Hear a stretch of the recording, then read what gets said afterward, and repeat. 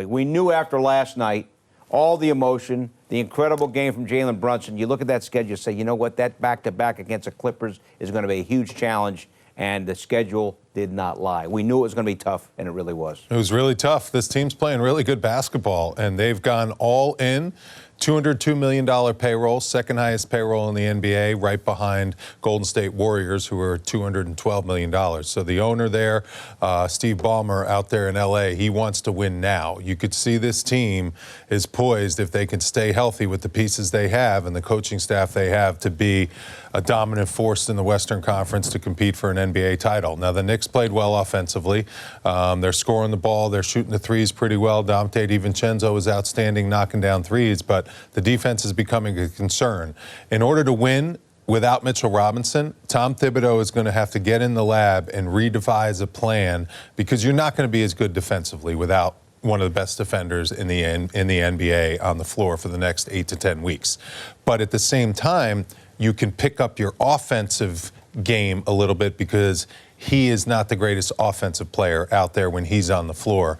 So the Knicks are going to have to become a more offensive-minded team, which they're trying to do right now, but at the same time, you can't give up 144. And it was 77 points allowed in the first half, worst defensive half the Knicks have had all season.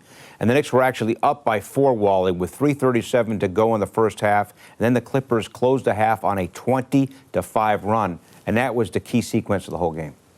And the teams are playing fast against the Knicks. You could see it. The first couple possessions, Zubac's got a big slam over Jericho Sims. They were pushing the ball right at the Knicks. That's a 4-point lead right there for Jalen Brunson when he knocked down that three. But this is where Tom Thibodeau says closing the quarters is important.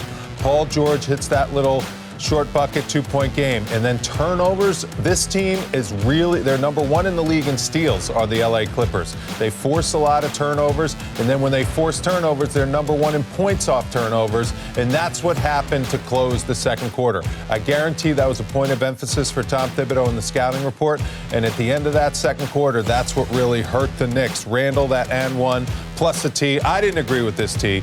Man is definitely trying to instigate Julius Randle, walk in his path. Julius Randle, you can see he's a little bit intensified and fired up. Didn't lead to anything else. Should have been a double technical. Boy, was Kawhi Leonard good tonight. 36 big points. Kawhi Leonard is playing like prime Kawhi Leonard, like best player in the NBA Kawhi Leonard, like I am MVP of the league and also finals MVP Kawhi Leonard. He was looking really good, and he's been playing good basketball. All right, Monica McNutt helped call the game tonight on ESPN Radio, 98.7 FM. Mama, it's late. Let me try this again. Your name is not great at 1 a.m. in the morning. I love you. It's not my fault. Monica? No, I'm kidding there. I did that one on purpose. Monica McNutt, what do you have? I have the 6th back-to-back of this young season for the New York Knicks, and I think we knew that this one was going to be an uphill battle going in. Wally, you just mentioned those fantastic stats in terms of how stout this defensive team is when you talk about the Los Angeles Clippers. Meanwhile, everybody's talking about James Harden finally being able to fit. The defense that they play is something that you have to acknowledge. And so I think I'm a little bit surprised by the margin, but I think this outcome we understand in the grand scheme of things. This was a very, very challenging back-to-back, particularly in the absence of Mitchell Robinson, because of all the pressure that the Clippers can put on the rim, and that's how they started the basketball game and, frankly, finished it. I'm with you, Monica. You forget about this game real quick. You were up against it, against a really good team. I mentioned they're 2nd in the league in payroll, so they have a great roster as far as talent goes. You forget about this game, you get some rest tomorrow, and you gear up for the LA Lakers. That is the big game of the road trip. If you can get that game and get a split on this road trip, what do you think, Monica? I think it is a completely successful road trip if you can split 2-2 out west.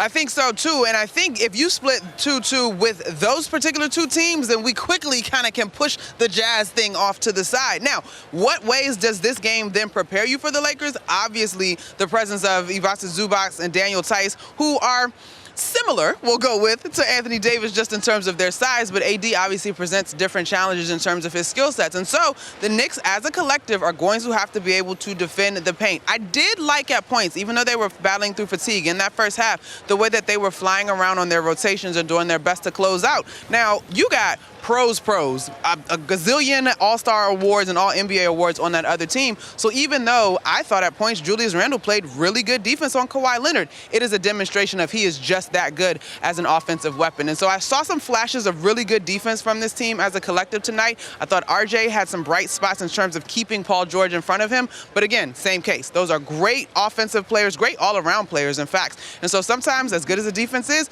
the offense is just better.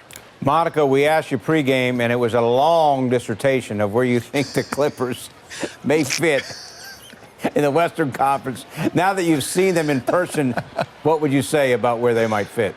First of all, Pito, when I go on my dissertation, you should take out your pen and your notepad and write it down, because I'm saying good things. But I think after watching that game, it only solidifies what I thought. And Wally, I'm going to roll with anytime the contender conversation comes up, we're talking 4 teams. I do think that right now that's one of the best 4 teams in the league. And a lot of it has to do with the two-way nature of their stars in Kawhi Leonard and Paul George. One more question for you, Monica. A much-needed off day for the team and the crew on this trip. What's the plan for the crew tomorrow on the off day and yourself? Okay, so I'm ditching the crew a little bit. Pat's going with me. Okay. But my home team, the Commanders, are in town playing the Rams, and I have not seen SoFi Stadium. So I'm heading over to the game tomorrow. I love it. All right, Monica, enjoy your day off. We'll talk to you on Monday, okay? Howie's in my ear talking about they'll be at a bar having breakfast watching football. I hope they enjoy it. I'll take some pictures from the stadium. Look, guys, West look. Coast, remember, West Coast, you got the game starting at 10 a.m. local time. So All day long. Yeah. Starts at 10, No, goes till 1 o'clock. 8. Yeah. I got a 1 o'clock start at SoFi. 10 is a little early for me. All right, Monica, enjoy, and we'll talk to you on Monday. Thanks, guys. All right, Kawhi Leonard. We talked during our Chase It about Kawhi Leonard, about how efficient he is, about how healthy he looks.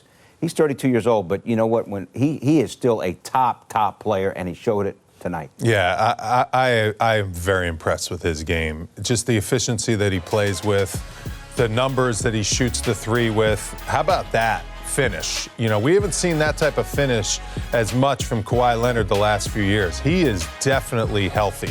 And at 32 years old, he doesn't have a lot of mileage on his legs because he's been injured a lot. I mean, he's played in a lot of NBA finals, played a lot of extra games.